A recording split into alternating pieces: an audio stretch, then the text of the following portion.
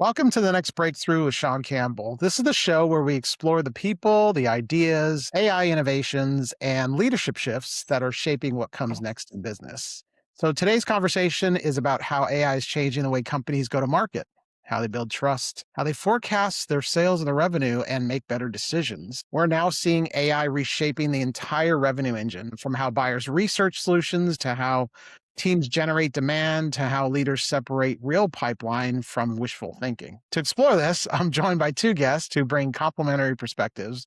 John Moran is the CEO of Prevu AI, and he's focused on helping sales leaders through better deal discipline and clear revenue visibility. Meri Kukkonen from buildGTM.io. She brings her deep experience in modern go-to-market strategy, especially as companies are adapting to this AI-driven buyer journeys, automation, and new ways of building demand. So today we're going to explore what leaders need to understand about AI, about trust, revenue, critical thinking, and the future of go-to-market. So I'm very pleased to have you both here. Thank you for joining. Thanks, Sean. Great to be here. Thanks for the invite, Sean. Great to be here. Absolutely. Before we get into the details, can you share what you guys are seeing in the market right now, intro about yourselves, and how you came together to collaborate? Go ahead, Sean. Sure. Well, thanks, Sean. You've introduced it really well. I think the market in general is changing perhaps faster than we've ever seen it, and that really impacts go to market and the strategies that companies employ to be effective and to fuel their growth. So you mentioned skepticism. Skepticism in the market comes from an overload of choice. Customers have more choice than they've ever had before in the market about how they solve any given problem. And that makes your go-to-market strategy so much more tricky because it's no longer the scenario where you have a handful of competitors covering a particular domain, you go to market, each of you sort of fight for, a share of that slice of the market. The options that customers have from handcrafted solutions that they orchestrate internally through to, solutions that are fully bought in from the outside market to combinations.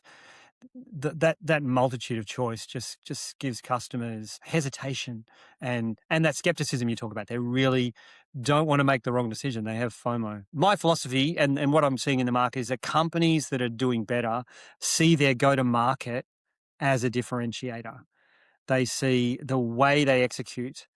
And what I like to talk about is how much value can you add in your go-to-market motion? How much value can you bring the customer just by how you engage and how you go to market? That's I think, the new battleground, bringing that value into your go-to-market motion and into how you execute as a sales and go-to-market team. So you started Preview.ai and you started to collaborate with Meri as well. Can you just give us a sense of what Preview is exactly? Yeah, so Preview is all about bringing clarity to the pipeline and the deal execution and better predictability to sales organizations. It's a tool for sales leaders. That's what I've built. I've been a sales leader most of my career, and I felt under supported by the technology platforms that I had available to me. And so I invested in all the workarounds that most sales leaders do to try to piece together the story of my business and the state of my business at any point in time to help me to communicate what was happening in my business, but also to make decisions about where to spend my time.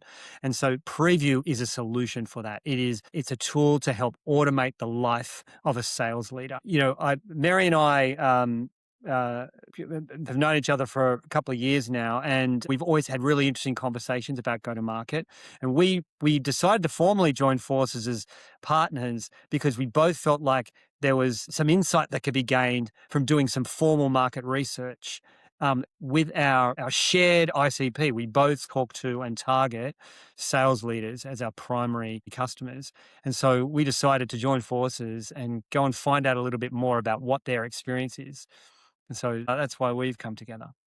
And Meri, so from a go-to-market perspective, you obviously will handle things probably slightly differently if you're, say, a solopreneur and your budget's limited, or you're a much larger organization where you have a number of sales folks your business is already successful, but maybe you're not really getting the returns that you want. So where do you and John sort of focus your energies? What sides of business? We're focusing on what we would call here in Australia the mid market. So companies say north of $10 million in ARR. If we're talking about the traditional tech business, this is of course changes a bit when we look at also we work with service-based organizations, resellers, and now with some AI startups as well, where we have different ARR sort of distribution, but yeah, typically in that 10 to 100 million category. Hmm. And so, like in today's world, buyers, as we were talking about, they're seeing a lot of noise. People don't want to be handled as if every interaction is a transaction, and they're going to do all their homework through AI tools that in the past didn't exist. Now you can go right into a chatbot and ask, do the research on this company before you even reach out to talk to them. So, what does that mean for sales leaders who want to build trust and be understood before they actually have that first conversation? How do you help with that? Yeah, it's a really big question, and it is a bit of a long-winded answer as well. So I think what I've seen in those who've come to me, they've tried. The obvious question is, okay, I'm just going to ask AI what do my customers want, and then or even ask AI to create content for me and my marketing messaging, and that has just not worked. What does work though, when you understand firstly on what AI is good at. So AI is really good at scale, is really good at speed, is really good at volume. It's not going to go through a multi-layered decision making for you. So what that means is if you have a voice of the customer program within your organization, you can look at that actual system on how it operates and build that sense making into your system. So when you ask me, what are these organizations challenged by? It's really understanding what the customer, what is the problem that they're really solving for that customer. So where the value is created. And I mean, this is 101, right? Like it would say ICP and, you serve the customer, but we, in this era, we need to dig deeper. We need to dig deeper on what that really is in the customer language and not just go with the generic, because that's what everybody's doing at scale. So that's one layer where you can really differentiate. Super good understanding of where you help the customer. Then you build that and listen to your sellers on where you actually closing deals and what are tying that customer view and the seller's view together. And then you build a machine inside your business that can distribute this throughout the business at a rapid scale so that your decision making and that feedback loop is accelerated. But as you can see, there are a number of layers that need to go through. You can't just ask AI. Yes. And John, from a sales leader perspective, right? You have these amazing tools today that you didn't have in the past, even to do, research on your customer in advance. Obviously, you have CRMs like Salesforce or HubSpot and the different tech tools. What is it that Preview adds to that without adding, extra complication to, which seems like a very large tech stack, at companies where they just have to navigate lots of applications. What does Preview bring to the sales leaders? Clarity is the primary thing. You touched on one of the key problems for sales leaders. There's a lot of data and there's a lot of systems. Most leaders I talk to don't complain about not having data. They complain about not having clarity. Have too much data. Yeah. Too much data. They're overwhelmed. And so it's kind of a signal to noise ratio problem. They've got too much noise. It's hard to find the signal. We work mainly with organizations that have sort of an enterprise sales motion in a sense. So it's a longer running sales cycles that are higher in value with multiple stakeholders rather than really simple, easy to follow sales cycles. Sales cycles that sort of tend to vary a lot between, from customer to customer and deal to deal. And it's really hard for leaders to get signals about the state of those deals and therefore understand the state of their pipeline, because each one varies so much. You could look at 5 deals in the same sales stage and they could all be vastly different in terms of the momentum you have, your likelihood of closing them, the timing, all of those things can vary widely despite the fact they're all sitting in the same sales stage. So we seek to fill in the blanks that were normally filled in by leaders just having conversations and taking handwritten notes in meetings and grilling their salespeople about what's happening in each of the key deals and trying to retain that information in their head so that they can make sense of it and make judgment calls about it. We're basically attempting to bring some technology to that part of the problem, which has largely remained an analog process. Despite all of that tech that you talk about, it's largely been an analog process to date, and so it's a very good problem. It's a very high value process. It's actually really important to most companies, both to have a really clear picture about what's happening in the business so that they can predict, perhaps where they'll land at the end of a month, quarter, or year, but also to know where to invest their time and their focus.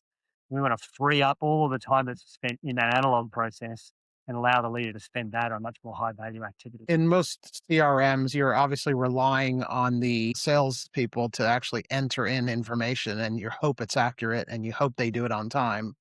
So what you're saying is those meetings, the cadence that you would have, those sales meetings are really what is sort of outside the system and not captured. Yeah, and that's where the value lies when the deal's complex. Yes, of course, you need the updates in the CRM. I mean, I think AI is going to massively improve that, by the way. I think, it's integrate, AI is scanning through diaries and, taking call recordings and updating the CRM, I think, is going to increasingly be an automated task where you have agents doing that task. So that low-level menial capture of activity doesn't have to be done by, an expensive salesperson. But you need the expensive salesperson to do the critical thinking and do the interpretation of this really complex world that they operate in. You need them to have that skill set, and you need to be making judgments about that. That's the thing that's difficult to get out of a CRM platform. There might be 10 stakeholders that have some influence over a particular decision that you've got in front of you, and just understanding the dynamics between those stakeholders, that takes a lot of human judgment. That's not something that's going to be replaced by AI in the short term, because it involves so much EQ. It's that critical thinking, it's that human judgment. They're the things that you employ the salesperson in these more complex sales cycles to do. And we want them spending their time doing those things. And they're the signals that Prevu seeks to capture and automate better so that the sales leader has complete clarity when they sit down on a Monday morning about exactly where their business is. So it sounds, Mary, like the AI is not taking away all the jobs in sales, and the modern go-to-market engine is not going to be fully AI-driven BDRs. What's your take on this that I see on my LinkedIn feed all the time? It's just all AI selling for you and magically booking appointments for you and magically closing deals. What's your sort of take on this modern go-to-market engine? Oh, don't I have opinions on this?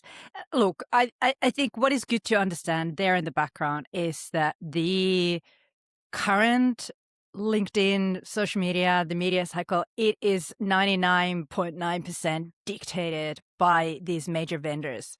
So OpenAI just raised the biggest funding in Q1 this year. So they employ the best writers. They can pay these best writers in the world. They craft the messaging. And now, because the news cycle is not hours anymore, it's minutes. So within hours, it's gone through 20 layers of different organizations in that ecosystem, and everything is about a riffing of that original messaging. So it's very easy to get lost in that messaging that you see, because it's driven by these major companies. These challenges, like John said, these challenges that we're seeing on the ground, most of the time they're the same they were 20 years ago. And the worst thing that an organization can do is automate a workaround. Why would you do that? That is not going to get you ahead in this current market. But it's difficult to take time to really reimagine how that whole, I'm going to say like a value chain, but it really is like, can you write on the back of a napkin what your sales process looks like? If you don't, you don't really understand it. And you should be able to. So that's a starting point, but it's a pretty difficult thing to do. You really need to take the time to imagine what that looks like and what is the essence of each step and what you're trying to achieve. So that discrepancy between what these organizations are really struggling with and what the market and social media is saying, it can feel pretty lonely and can feel like you failed as a leader if you're not there yet. And nobody really is. It's just the influencers saying it. Well, social media, everything is beautiful, right? And everything's solved, and all the products out there solve everyone's problems without any effort at all, or even having to look at your process, right? So, yeah, I think technology alone, I always say, is not the solution. It is a part of a process tool, the culture, all of that. And as you get into larger organizations, right, John, that you've dealt with, culture plays a big role, right? How people actually interact with each other. All of that's not going to be automated away tomorrow. That's for No. sure. No, So look, yeah, we're in a big hype cycle, and as Mary says, it's easy to feel like you got to scramble to keep up. I'm not doing enough. I need an AI strategy, but of course, you don't need an AI strategy. You need a business strategy, yeah. and then you need to bring AI in as a very powerful tool, along with other tools, including the culture of your sales organization, the culture of your overall company. That's a tool to be leveraged and, to be crafted. We need to think of AI in that context. Every great business strategy, or the only business strategy, the only valid business strategy is one that generates value. And so the secret, whether it's go to market or any other part of your business, is where are we generating value? Where do we need to generate value? What does the market need? What value can we bring to that market? And then look at the tools that you deploy to create and generate that value. And AI is going to be massively powerful as a tool in your kit bag. But you've got to have the strategy first, and you've got to have the vision of the value you're going to create first before you start throwing AI at the problem. Or what ends up happening is you create volume without value. And we all see that. I mean, you talk about social media. If you want volume without value, you'll see a lot of it there, where it's just churned out because it can be. Suddenly, if I was capable of writing, a couple of thousand words a day and in social media posts, now I can multiply that by 5 or 10. But it doesn't mean the quality of what I'm producing is rising. It probably means it's falling. Of course, we go through that hype cycle, so this will happen. If you look at other technologies that have emerged in the market and you go and look at the early attempts at deriving value from those technologies, you'd cringe today when you look back at some of those things. You think, oh my God, what were we thinking? But of course, we're learning, and I think the companies that get there first are going to be the ones that do what Meri suggested, which is step back, take the time, reimagine.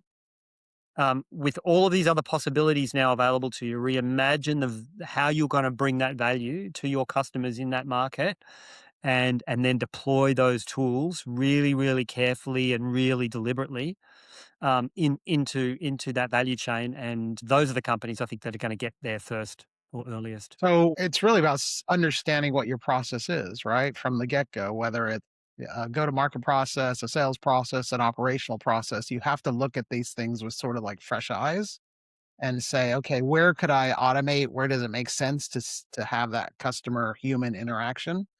But also there are opportunities, I'm sure, to optimize things with technology for sure. But I think just throwing it and saying AI belongs in every single step of the process, maybe not so much. Coming back to sort of this idea of there's a lot of noise in the market, social media is filled with tons of content and just lots of things are created with AI, but it all starts to sound the same over time. Everything's based on the same content scrubbed from the internet. Some of the best content is not on the internet. It's actually kept in proprietary systems and in human conversations and from human interaction. So what are your thoughts around how that's affecting go to market and adding value for people? You've hit on a very good point because, and we've all experienced this. If we've all used the chatbot interface with generative AI, whether it's ChatGPT or Claude or what have you, and anyone who's done that has seen um, it produce really slick content really quickly, but you lose your voice very fast. It suddenly doesn't sound like you, or it very soon starts not sounding like you. It sounds like everybody else because of that convergence that happens when you've got these models that are, basically predictive models that are trained to go to the most likely place, right? So they're all just trending towards the mean, and so we all start sounding the same. You can see it. All you have to do is spend a little bit of time on LinkedIn and read a few posts, and it's incredible. A paragraph or two in, you're going, "Oh my God, this is the same as the last 10 posts I've read on LinkedIn in terms of the tone, in terms of the feel, how it's structured." So I think that's a really instructive experience because it shows you one of the pitfalls of AI, that we could create voluminous more content, but it's all going to sound the same and it's going to be impossible to differentiate or to cut through. There's an opportunity for smart businesses to avoid that and create a voice, and find a way of using AI that doesn't, sort of water that voice down. And I guess the only other thing I'll add, and this is very central to Preview as a product and as a company, those human interactions, those analog conversations, that critical thinking that goes on in the mind, and that collaboration that happens between people, there's immense value in that. And so the tools you deploy in your go-to-market need to capture that value, right? Or stimulate that value and encourage that value, increase it and multiply it, rather than dumbing it down or pushing it to converge on some sort of median, which takes a lot of the insight out of it. That's really, really key. There's a very human part of how we still operate that needs to be understood and leveraged. And at Preview, that's really central to how we're developing the product and the company. We want to really unlock the value in the human beings rather than sort of feeling like we can automate them out of the process. So you have that regular cadence as a sales leader where you'll have those conversations. Things will be uncovered that are not in the data of the CRM. That's really what those conversations are about. Preview is not looking to replace those meetings, correct? You're still having those regular catch ups and Yeah, those cadences. meetings, that's right. What we want to do is we want to turn those meetings into high value meetings. So rather than being interrogations, what happened? What's the latest? What's the status? What was the outcome? How do we feel about, trying to uncover what is? We want to use those meetings to have meaningful conversations about what we might do next, or what the right strategy might be, or,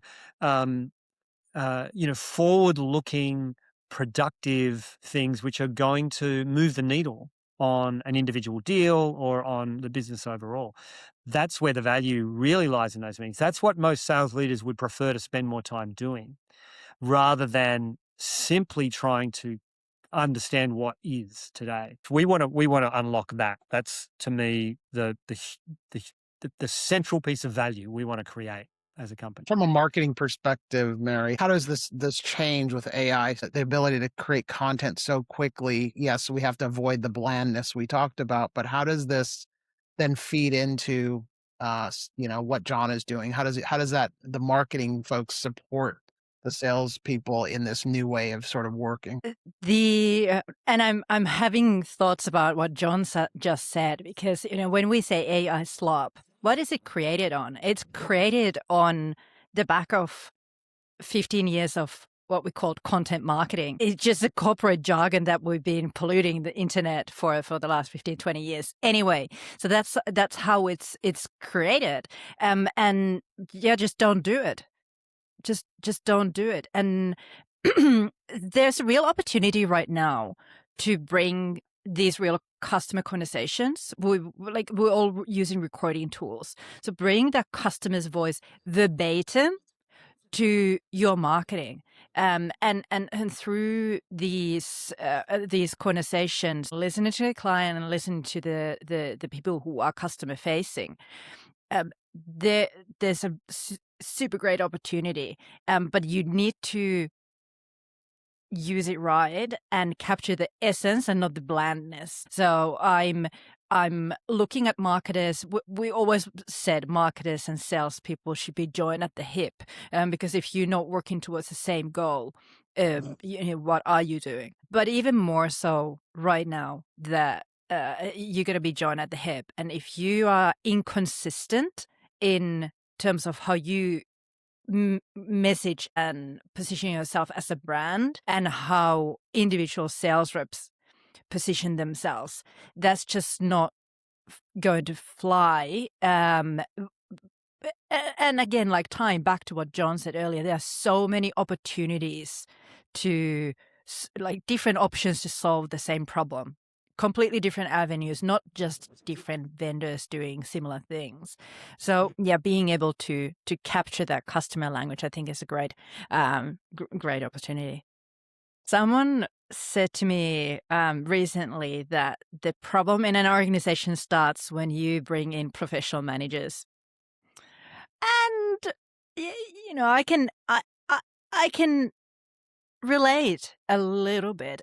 It is the blending machine when you start putting the messaging through these layers and layers in an organization. So the key here is keeping the core as well as the color of what the customers do and solve for throughout the organization. And you can do that, but not by taking the words and blending them, but automating the system underneath it that keeps the human element. And you're not getting rid of the human, but you are really lifting the human by automating the systemic and the volume workflows that can be executed. And then finally, I was going to ask you back to, the research that you have worked on together. What is that one key takeaway? When I was doing this research and I had these in-depth conversations with 20 revenue leaders around the world in different regions, after about 3 or 4 or 5, when every single person hit me with the same challenge, it just doesn't happen. Like, I've done a lot of these programs and voice of the customer programs over the years, and it's just never happened that everyone tells you the same thing. And that same thing was, I'm trying to keep this system running. I'm trying to do all of this, and third or half of my work week just goes into catching up on what's going on with my business. And I think in 2026, if you're still in a situation where you as a sales leader, as the number one revenue carrying person in your organization, you're relying on workarounds, you're relying on catching up, talking to people and to understand like what customers want. This is a time to not accept that anymore. You need to have systems built for you as a revenue leader, as a sales rep, something that is for you to work on those deals, that brings you all that information. Not the CRM that is for finance and for CRO. Forget that. That's fine. You need that as a business. But for these revenue teams and people on the ground, you need a one single view. And you deserve that because you carry that quota. And John, what do you see as the big takeaway? To paraphrase some of Meri's thoughts there, if you're a revenue leader and you're spending a huge chunk of your time getting your head around your business, you are not alone. Because we spoke to all of these leaders and they all described that to a greater degree. It was really stark. So that's really the problem. One of the key problems that we seek to solve as a company is how to unlock all that time spent just trying to understand what is so that you can spend time driving the business rather than trying to understand the business. That's the key takeaway that we took from the research. The numbers were much clearer than we ever imagined they might be on this particular topic. Anecdotally, we both knew that this was a bit of a challenge for lots of sales leaders out there, but once we actually put some structure behind it, it really pointed to a much bigger problem than we thought. So as Meri said, the systems that we've had available to us to date are necessary, but they're nowhere near sufficient for a modern sales leader. And now with all of these pressures we've talked about, Sean, all of this change in the market and the voluminous noise out there, the number of choices the customer has, and the need to really differentiate your offering through the value you create in your go-to-market, there couldn't be a more important time for that problem to be solved so that leaders can focus on really reinventing their business and driving the growth. Great. So if people want to get in contact with you, either both of you, it's prevu.ai, prevu.ai, or it's buildGTM.io. And so I want to thank both of you for joining me today and appreciate you sharing the knowledge. And if people are more interested in talking about the research and understanding a bit more about either company, please reach out and we'll ensure to connect you. And thanks so much for today, and I wish you all the best in your ventures, and look forward to seeing you again soon. Thank you, Sean. Thanks for having us. Thanks.